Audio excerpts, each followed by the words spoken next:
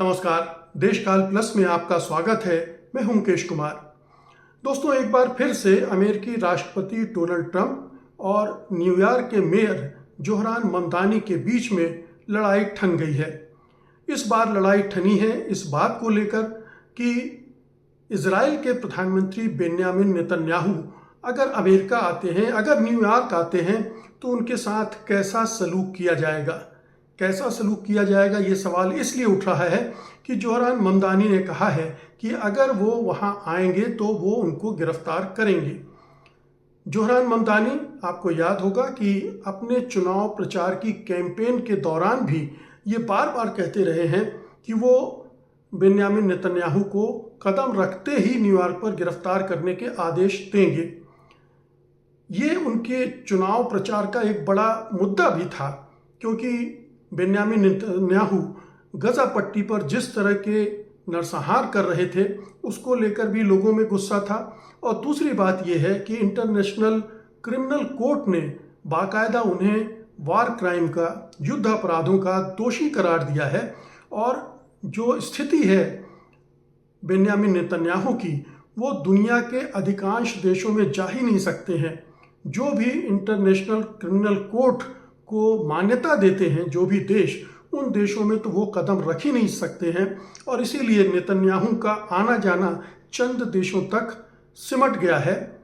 चूंकि अमेरिका में Donald Trump है और अमेरिका ने आईसीसी को मान्यता भी नहीं दी है, उसके अधिकार क्षेत्र को अपने को बाहर रखा है, इसलिए वो नेतन्याहू जब चाहे अमेरिका आ जाते हैं। अब सवाल उठता है कि जोहरान ममदानी किस आधार पर कह रहे हैं कि वो उनको गिरफ्तार कर लेंगे। दूसरी तरफ डोनाल्ड ट्रंप ने खुलेआम ऐलान किया है कि वो ऐसा नहीं होने देंगे। ट्रुथ सोशल पर उन्होंने जो पोस्ट लिखी है, Benjamin Netanyahu will not be arrested in any way, shape और form while in the United States of America.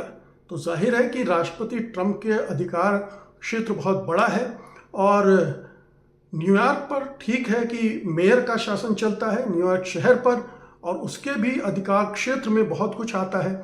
लेकिन इसको लेकर एक कानूनी कहना चाहिए कि दुविधा बनी हुई है कि ममदानी ये कर सकते हैं या नहीं कर सकते हैं।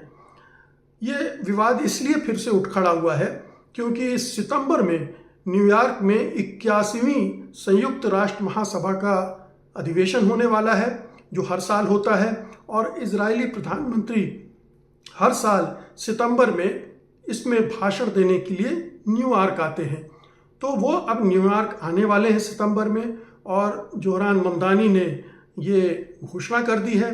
उधर ट्रंप ने भी ऐलान कर दिया कि उनको किसी तरह से ये नहीं करने देंगे। न्यूयॉर्क सिटी के मेयर जोहरान ममदानी ने एक इंटरव्यू में कहा है कि उनका प्रशासन आईसीसी के वारंट को देखते हुए कानूनी विशेषज्ञों से सलाह ले रही है कि न्यूयॉर्क शहर के कानून के तहत क्या कदम उठाए जा सकते हैं। ममदानी ने सीधे सीधे हमला करते हुए कहा कि प्रधानमंत्री नेतन्याहू को इस समय हेग में होना चाहिए, जहां की इंटरनेशनल क्रिमिनल कोर्ट का दफ्तर है।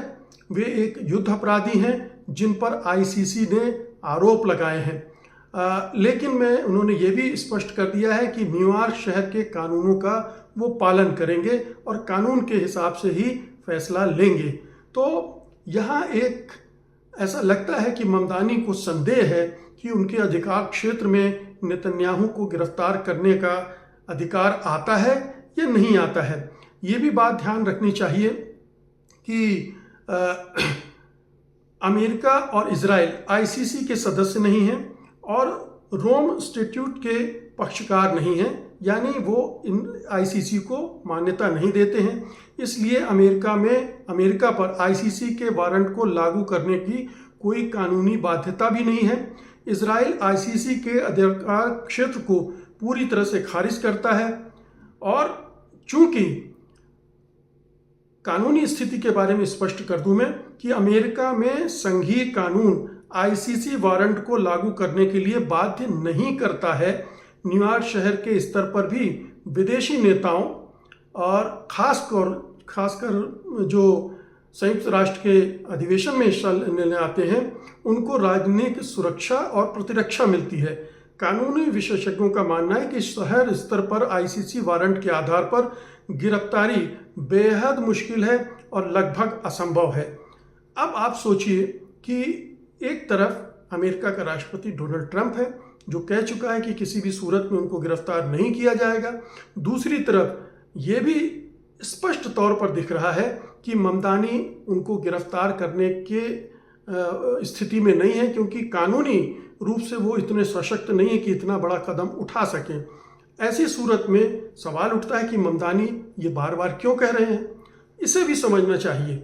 ये भी एक किस्म की बहुत ही चतुराई भरी राजनीति है, और वो राजनीति ये है कि बार बार बेन्यामिन नेतन्याहू के जो अपराध हैं उसको अंडरलाइन करना, उसको हेडलाइन में लाना, उसको मुद्दा बनाना और अंतर्राष्ट्रीय जनमत और अपने देश के जनमत को आकर्षित करना कि डोनाल्ड नेतन्याहू किस तरह के व्यक्ति हैं, किस तरह के अपराध उन्होंने किए हैं, और इंटरनेशनल क्रिमिनल कोर्ट में जो मामला चल रहा है, जिसने वारंट जारी किया है, उस वारंट की वजह से बेन्यामिन नेतन्याहू भागे भागे फिर रहे हैं, और इसलिए उनको बार बार एक कटघरे में खड़ा करके लोगों की निगाह में ये बार बार उनकी याददाश्त में लाना कि बेन्यामिन नेतन्याहू किस तरह के व्यक्ति हैं, इजराइल किस तरह के क्राइम कर रहा है, ये एक बहुत राजनीतिक रूप से बड़ी महत्वपूर्ण चाल है।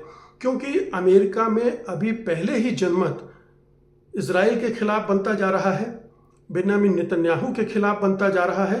ख़ासतौर से ईरान पर हमले में जो फजीहत हुई है अमेरिका की, अमेरिकी राष्ट्रपति की, उसके बाद से जो ट्रंप के सपोर्टर हैं वो भी उनके खिलाफ हो रहे हैं।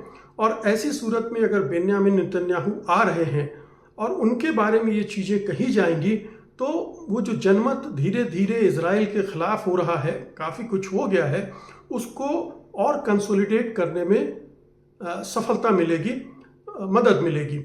और ये आने वाले जो मिड टर्म के इलेक्शन हैं, अभी नवंबर में होने हैं अमेरिका में, उसमें भी एक बड़ा मुद्दा बन सकता है, ख़ास तौर पर जो वहाँ के अल्पसंख्यक मतदाता हैं, जो कि नॉन वाइट्स हैं, उनके बीच में, और वो उन यहूदियों के बीच में भी जो कि सचमुच में मानते हैं कि इजराइल गलत कर रहा है, इजराइल के प्रधानमंत्री गलत कर रहे हैं और अमेरिका को उनका साथ नहीं देना चाहिए।